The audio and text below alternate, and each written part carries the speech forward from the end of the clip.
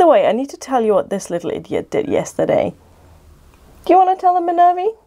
Did you eat an entire shoelace from one of my boots? Yes, she did. Gave us a bit of a fright, didn't you? It's okay, she pooped it out again. Hello and welcome to Spinster's Library. I'm Claudia and this is my TBR for February. Now, if you saw my wrap-up for January, you might know that January was a pretty miserable reading month for me.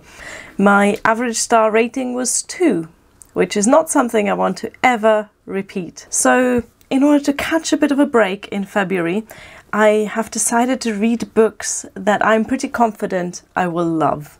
So that's mostly books from authors that I already know.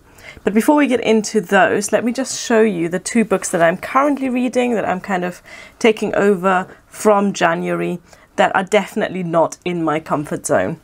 The first one is The Vesuvius Club by Mark Gatiss. I was very close to DNFing this book. I'm only a few chapters in, but I did mention it in a previous video and a lot of people replied in the comments telling me to stick with it because they really love it, because it gets better, because they thought that after a slow start this really kind of picks up and is a really fun book. So I have decided to stick with this, but again, definitely not a book that I kind of want to pick up if I decide to do some reading, but I do trust the commenters and I'm going to give this another chance.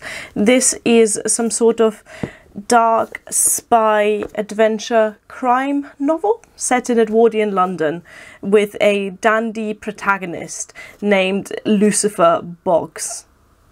I detest all of the names in this book, by the way. So far, the style just hasn't swept me in because, in my opinion, it's just trying a little bit too hard to be Oscar Wilde. And you just can't copy Oscar Wilde, it just doesn't work. The second book that I picked up in January that I'm currently in the middle of reading is The Rule of 4 by Ian Caldwell and Dustin Thomason. This was recommended to me again by commenters on my video, specifically on the video in which I asked for recommendations for books with a protagonist who is a PhD student.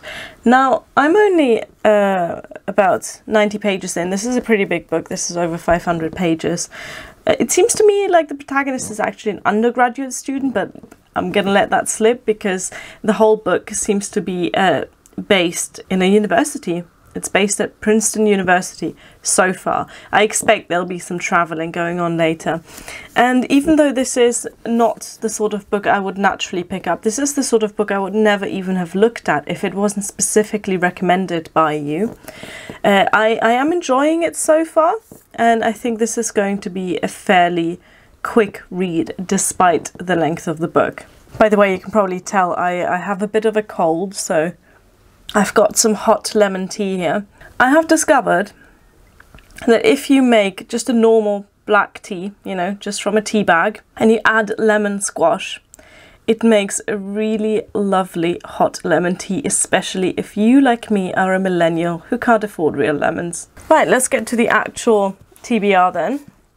So these are a few books that I've picked that I think will give me a bit of an easier time in February. Books that I'm pretty sure I'll enjoy, mostly because I already know the author. So first I'm going to treat myself to another Ian Forster, one that I haven't read yet, obviously. This is The Longest Journey. And this will be the 4th Ian Forster that I will read. The other 3 have been amazing. So I read Howard's End and Morris, both of which I gave 5 stars to. And I also read, what's it called? The one in Italy, A Room with a View, which I gave 4 stars to. So Ian Forster is an author that I'm pretty confident I will enjoy, and I'm looking forward to this little treat. I'm not entirely sure what The Longest Journey is about.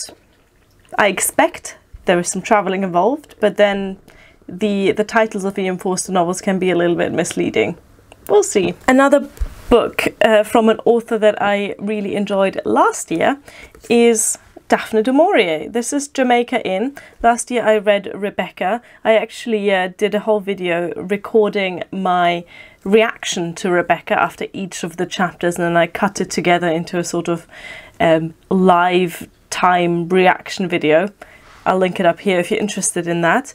But I really liked Rebecca, and this is one that's been recommended by many people, including Andrea from Infinite Text. And yeah, I expect this is going to be a moody, dark, psychological mystery type book.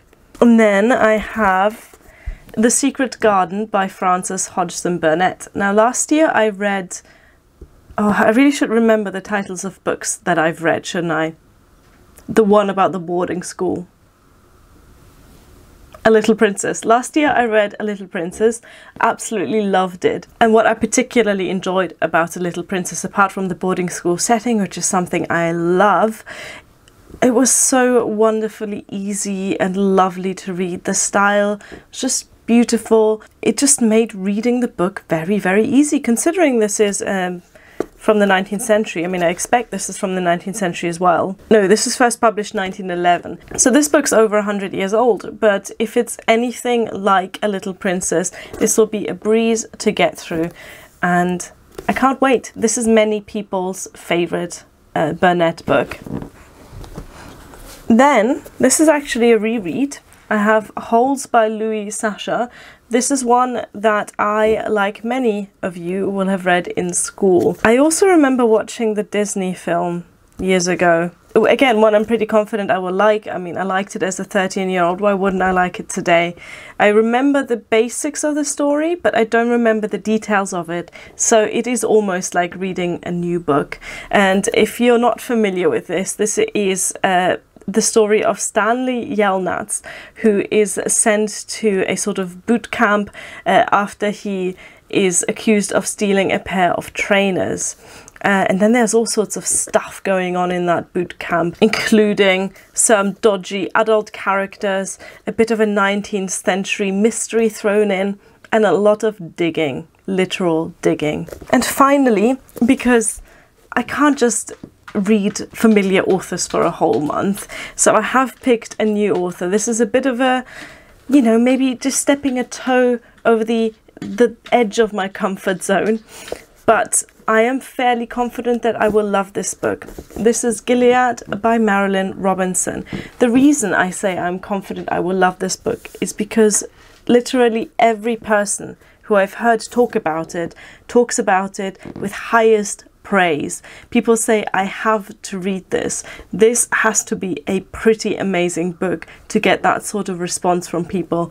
So I have confidence in this, and I'm looking forward to at least exploring one new author in February. So one could say this is a fairly boring TBR, sticking to books from authors that I know, including a reread. But honestly, after the awful reading month I had in January, I just need a bit of a break. And it would be nice to pick up a book knowing that I'm going to enjoy this. And of course, at the end of February, I will eat my words as I give every single one of these books 1 star. But still, there's always a little bit of a risk, isn't there? Just because you like one book from one author doesn't mean you're necessarily going to like all of them. Have you ever done that, where you just feel a little bit fed up of reading books that you end up not enjoying, and you return to an old favourite, or in this case, you return to an old favourite author, but pick up a book that you haven't read before? That was it for my February TBR. Let me know if you've read any of the books that I mentioned. Let me know if you're planning to read any of the books that I mentioned. Do you tend to balance your TBR a bit more? Or do you tend to go all experimental or all familiar? Thank you for watching. Bye.